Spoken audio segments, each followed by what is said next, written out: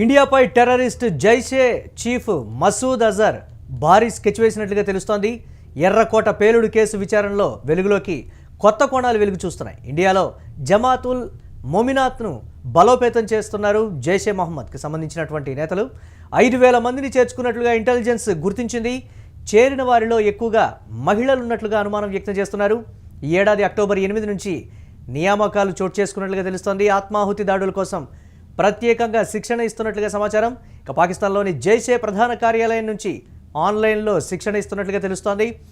మహిళా విభాగానికి మసూద్ సోదరి సాదియా అజర్ నాయకత్వం వహిస్తున్నట్లుగా ఈ నేపథ్యంలో బ్రేకింగ్ న్యూస్ ద్వారా చూస్తున్నాం. దీనికి సంబంధించినటువంటి కొంత సమాచారాన్ని మనం విశ్లేషించేటువంటి ప్రయత్నం చేద్దాం. ఎర్రకోట పేలుడు ఘటన దర్యాప్తు చేస్తున్నటువంటి కొద్ది రోజుకొక కొత్త కోణం అయితే వెలుగులోకి వస్తున్నటువంటి పరిస్థితి ఉంది. ఢిల్లీ పేలుడు కుట్రలో కీలక భాగస్వామి అయినటువంటి డాక్టర్ షాహిద్ జైషే మహమ్మద్ మహిళా విభాగం జమాతుల్ మొమినాత్ సభ్యురాలని దర్యాప్తు వర్గాలు అయితే ఇప్పటికే స్పష్టం చేసినటువంటి పరిస్థితి అయితే ఉంది. అయితే ఇప్పటి వరకు ఈ విభాగంలో 5,000 మందికి పైగా చేరినట్లుగా తాజాగా వస్తున్నటువంటి ఒక సమాచారంగా మనం చూడొచ్చు. ఈ విషయంపై జైషే చీఫ్ మసూద్ అజర్ సోషల్ మీడియాలో పోస్ట్ చేసినట్లుగా కథనాలు అయితే వెలువడుతున్నాయి. ఉగ్రవాద సంస్థ ఉనికిని బలోపేతం చేయడం, మహిళలను నియమించుకొని దాని పరిధిని విస్తరించాలని అజర్ మసూద్ లక్ష్యంగా పెట్టుకున్నట్లుగా కూడా తెలుస్తోంది. ఈ నేపథ్యంలో అక్టోబర్ 8 నుంచి జైషే ప్రధాన కార్యాలయంలో ఈ బ్రిగేడ్ కోసం నియామకాలు ప్రారంభించినట్లుగా నిఘా వర్గాలు అయితే గుర్తించినటువంటి బ్రేకింగ్ న్యూస్ చూస్తున్నాం. అయితే జైషేలో పురుష ఉగ్రవాదుల తరహాలోనే వీరికి కూడా కఠిన శిక్షణ ఇస్తున్నట్లుగా కూడా మనకు సమాచారం అందుతోంది. ఇందులో భాగంగా పాకిస్తాన్లోని బహవల్పూర్, ముల్తాన్, సియాల్కోట్, కరాచీ, కొట్లీ, ముజఫరాబాద్ ప్రాంతాల నుంచి మహిళలను నియమించుకున్నట్లుగా ఇంటెలిజెన్స్ వర్గాలైతే తెలిపాయి. వీరికి ప్రతిరోజు 40 నిమిషాల పాటు ఆన్లైన్లో శిక్షణ ఇస్తున్నట్లుగా తెలుస్తోంది. ఐసిస్, హమాస్, ఎల్టీటీఈ తరహాలో మహిళలతో ఆత్మాహుతి దాడులకు సిద్ధమయ్యేలా వీరిని ప్రేరేపిస్తున్నట్లుగా నిఘా వర్గాలైతే పేర్కొన్నటువంటి పరిస్థితి ఉంది. ఇందుకోసం ఒక్కో మహిళ నుంచి 500 రూపాయల చొప్పున విరాళాల కింద సేకరిస్తున్నట్లుగా కూడా దీనికి సంబంధించినటువంటి బ్రేకింగ్ న్యూస్ ద్వారా తెలుస్తోంది.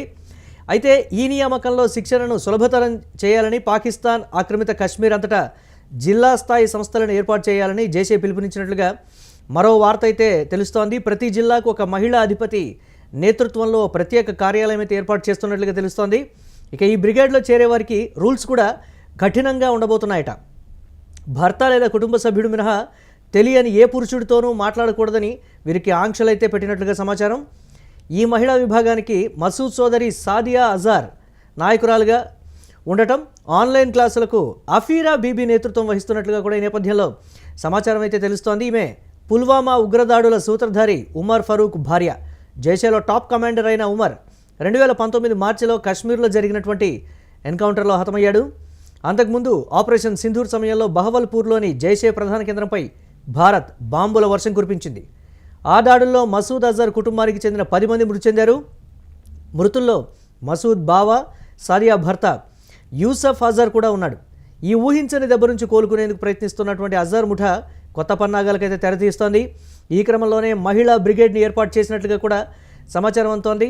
ఇదిలా ఉంటే జైషే మహమ్మద్ మహిళా విభాగం ఏర్పాటు చేయడం పాక్ ఉగ్రవాద రంగంలో గణనీయమైనటువంటి మార్పునైతే సూచిస్తోందని విశ్లేషకులు చెప్తున్నటువంటి బ్రేకింగ్ న్యూస్. ఈ చర్య ఉగ్రవాద సంస్థల్లో అనుకూల వ్యూహాలను ప్రతిబింబిస్తూ తీవ్రవాద కార్యకలాపాల్లో మహిళలు కొత్త రూపంలో ఉద్భవిస్తున్నారని కూడా పేర్కొనడం జరిగింది.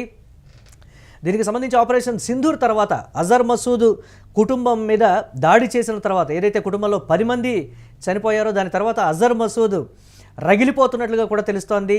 గతంలో తాను హెచ్చరికలు కూడా జారీ చేశాడు. తానేంటో చూపిస్తాను అంటూ కూడా చెప్పారు.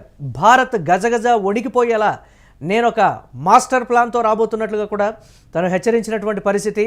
మీకు వీలుంటే, మీకు ధైర్యం ఉంటే మీ దేశాన్ని మీరు కాపాడుకోండి అని కూడా అజర్ మసూద్ అప్పట్లో ఛాలెంజ్ చేసినటువంటి పరిస్థితి కూడా ఉంది. వెనువెంటనే కాకపోయినప్పటికీ కూడా తను సుదీర్ఘమైనటువంటి ఒక ప్లాన్ అయితే క్రియేట్ చేసుకున్నాడు. భారత్లో ఎప్పుడూ కూడా ఎవరు ఊహించినటువంటి విధ్వంసాన్ని, గతంలో ఎన్నడూ చూడనటువంటి ఒక భయంకరమైనటువంటి రణరంగాన్ని తలపించేటువంటి ఒక విధ్వంసాన్ని మహిళల చేత చేయించే విధంగా అజర్ మసూద్ ఒక ప్లాన్ చేసినట్లుగా కూడా తెలుస్తోంది. ఈ నేపథ్యంలోనే దాదాపుగా 1000 సంఖ్యలో మహిళల్ని నియమించుకున్నాడు అనంటే మహిళల మీద సాధారణంగా ఎవరికి కూడా అనుమానాలు రానటువంటి పరిస్థితి ఉంటుంది. వారి మీద వారు వెళ్తున్నప్పటికీ లేకపోతే ఎక్కడైనా ఉంటున్నప్పటికీ కూడా ఒక సింపతి అనేది ఉంటుంది. మహిళలే కదా అనేటువంటి మాట, ఒక సహృద్భావ వాతావరణం ఉంటుంది వారి పట్ల.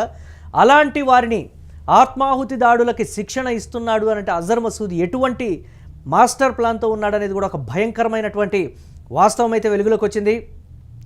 దాదాపుగా వీరికి జైషే మహమ్మద్ అలాగే ఐఎస్ఐ ఎల్టీటీ తరహాలో వారు కఠినమైనటువంటి శిక్షణలు అయితే ఇస్తారు. మహిళలను కూడా చూడకుండా వారికి ఆ స్థాయిలో కఠినమైనటువంటి శిక్షణను ఇచ్చి అన్ని విధాలుగా ఏ పరిస్థితుల్లోనైనా సరే వారు తట్టుకొని నిలబడి దాడి చేయగలిగినటువంటి ధైర్యాన్ని కావచ్చు, వారిని దానికి సిద్ధం చేస్తున్నట్లుగా కూడా తెలుస్తోంది. అజర్ మసూద్ మాస్టర్ ప్లాన్ అయితే నిఘా వర్గాలు అయితే పసిగట్టాయి. ఖచ్చితంగా అజర్ మసూద్ అయితే దాడి చేసేటువంటి పరిస్థితి ఉంది. ఆత్మాహుతి దాడికి దేశంలో భయంకరమైనటువంటి పేలుళ్ళు కావచ్చు, అన్ని నగరాలను కూడా ఇప్పటికే భారత ప్రభుత్వం అలర్ట్ చేసినటువంటి పరిస్థితి ఉంది. ఎన్ఐఏ తన పని తాను చేసుకుపోతోంది. ఇప్పటికే అన్ని రాష్ట్రాల్లో కూడా నిఘా వర్గాలు అయితే అప్రమత్తమయ్యాయి. ఎప్పుడు ఏం జరుగుతుందో తెలియనటువంటి పరిస్థితి ఉండడంతో ఇమీడియట్గా కూడా అన్ని రాష్ట్రాలని అలర్ట్ చేసినటువంటి పరిస్థితి ఉంది. ఒక భయంకరమైనటువంటి విధ్వంసాన్ని చూడబోతున్నారని గతంలో చెప్పినటువంటి అజర్ మసూద్ ఆ దిశగానే అడుగులేస్తున్నట్లుగా ఈ వార్త ద్వారా తెలుస్తోంది.